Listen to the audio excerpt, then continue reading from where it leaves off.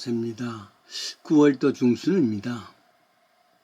집 뒤에 텃밭을 보면서 이제 다 정리를 할 때구나 생각해 봅니다. 원래 텃밭에는 오이, 호박, 도마도, 전멸입니다. 대신에 고추 그리고 깻잎 등은 풍성했습니다. 오이는 잎마름 병 때문에 거의 전멸이 되었습니다. 어떤 해는 전멸이 되고 왜 어떤 해는 풍성한가? 똑같은 땅인데도 똑같이 땀 흘리면서 거름도 주고 씨앗도 뿌리고 물도 주는 수고를 했는데 말이죠. 아무래도 무엇보다도 밭 자체일 겁니다. 밭. 시편 126편 5절이죠. 눈물을 흘리며 씨를 뿌리는 자는 기쁨으로 거둘 것이요. 울며 씨를 뿌리는 자는 정녕 그 단을 가지고 돌아오리라. 정한이 있습니다. 근데요, 눈물을 흘리며 뿌려도 수확의 결과가 없다는 것도 있습니다. 뿌린 만큼 거둔다. 콩 심은 데 콩 나고 팥 심은 데는 팥 난다. 사실입니다. 그러나 아무리 고생을 해도 손에 닿지 않는 그 사실도 있단 말이죠.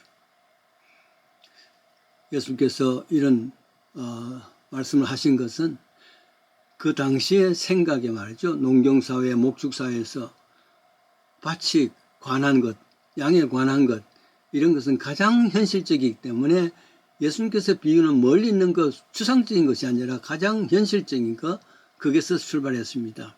마태복음 13장이죠. 예수님이 씨 뿌리는 비유가 바로 그것입니다. 누구나 공감할 수 있는 일상화된 비유입니다. 가장 현실적입니다. 그 현실에서 실제적인 교훈을 받을 수 있단 말이죠. 씨를 뿌렸더니만 그냥 아스팔트에 뿌릴 수도 있습니다. 딱딱한 곳이니까 뿌리가 내릴 수가 없죠. 바람이 불면 날아갑니다. 새들이 와서 먹어버립니다. 어떤 데는 아스팔트가 아닌데도 그럼에도 불구하고 뿌리가 박히지 못합니다. 왜냐하면은 밭이 돌자갈 밭이기 때문입니다. 밑으로 내려갈 수가 없단 말이죠.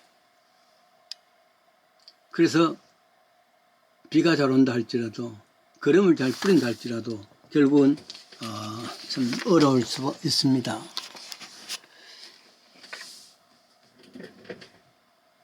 뿐만 아니라 어떤 경우에는 가시덤불이 있어서 위로 자랄 수가 없습니다. 밑에 돌자갈밭도 문제지만은 그래서 뿌리가 못 나서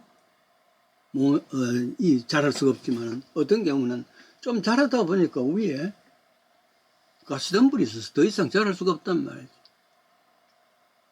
그러나 어떤 경우에는 아주 좋은 옥토가 되어서 30배, 60배, 100배의 결실을 거둔다.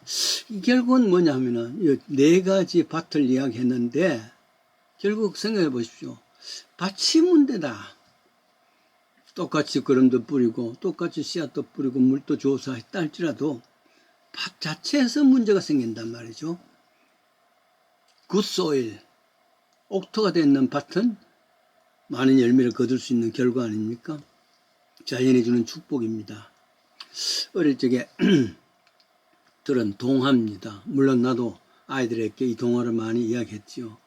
왕이 백성들을 가정마다 꽃씨를 나눠줍니다. 봄에 씌어서 여름에 키우고 가을에 그 결과를 보여달라. 그 가운데 누가 제일 예쁜 꽃을 키웠느냐에 따라서 큰 상을 주겠다 약속을 했습니다. 봄이 되자 집집마다 왕이 준 화산 꽃씨를 제일 귀한 화분에다가 심고 좋은 거름을 주고 매일 물 주는 수고를 했습니다. 여름이 되니까 점점 큰 그 꽃들이 자라기 시작합니다. 마침내 가을이 되었습니다. 집집마다 말이죠. 멋지고 아름다운 꽃들이 자라긴 그 거대한 화분을 내놨습니다. 경정이 한참 번창되었습니다. 가을이 되자 품평회 직접 왕이 가정간정 방문하면서 제일 아름다운 꽃을 정한다랍니다. 아침부터 온 나라가 왁자지껄할 거 아니겠어요? 집 앞에 울긋불긋 아름다운 꽃 그 자태를 뽐내고 있습니다. 드디어 왕이 직접 신하를 거느리고 행차합니다. 그런데요, 집집마다 아름다운 꽃들이 불고하고 왕의 안면에는 기쁨보다는 이상한 수심으로 가득 찬 얼굴입니다. 그러다가 어느 집에 이르렀습니다. 보잘것없는 집이고 가난한 집이었습니다. 근데 나와서 보니까 아이가 하나 있는데 꽃도 없고 대신에 왕 앞에서 아이 하나가 울기 시작합니다. 왕이 놀라서 그 이유를 물었더니만은 아이가 이야기합니다. 왕이시여, 우리를 용서하소서. 나라 사랑이 부족해서 그런가 봅니다. 왕께서 주신 꽃을 봄에 심어서 여름 내내 물도 주고 키웠는데 전혀 나지를 않았습니다. 용서하십시오. 하자 왕의 얼굴에 그때서야 만민의 미소가 나타납니다. 신하들에게 이 아이가 제일 아름다운 꽃을 피웠느라 그 꽃 이름은 정직의 꽃이니라. 그 꽃 이름은 진실의 꽃이니라. 신하들은 당황했습니다. 조그마한 화분에 꽃 하나 주고 하나도 없는데 말이죠. 이상 얘기자 왕이 말합니다. 작년에 내가 백성들에게 씨를 나눠줄 때 사실은 끓는 물에 삶으시라. 그러니까 이미 죽은 것인데 죽은 것에서 sak이 날 수가 없지. 그런데 여기 많은 꽃들이 피어있는 것은 사실은 다 부정직한 꽃이야. 비진실한 꽃이야.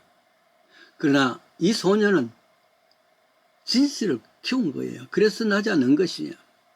그래서 왕은 이 소녀에게 많은 선물도 있을 뿐만 아니라 왕궁에서 자라게 하고 막내딸 사위로 삼았다는 이야기입니다. 많이 들었고 또 많이 나눈 이야기입니다. 밭은 사람의 마음이죠. 씨앗은 하나님 말씀입니다. 씨앗은 이미 자랄 수 있는 모든 내용이 다 갖춰져 있습니다. 준비된 것은 문제가 마음의 밭이란 말. 그렇지 않냐면 30배, 60배, 100배 열매가 있을 수가 없죠.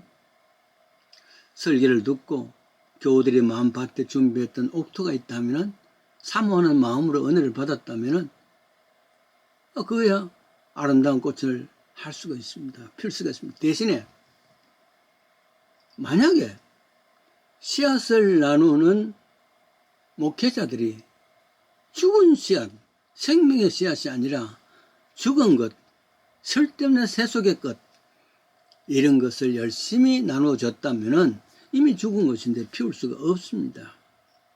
가을이 되면서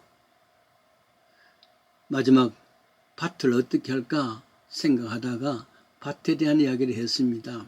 되돌아볼 때 원래 왜 밭에 씨앗 자라지 못했는가, 혹은 씨앗이 잘못된가, 아니면은 밭이 잘못된가, 정직하게 자기를 반성하면서 내년을 준비한다는 것은 희망이 있는 것입니다. 이런 소망을 갖고 사십시다.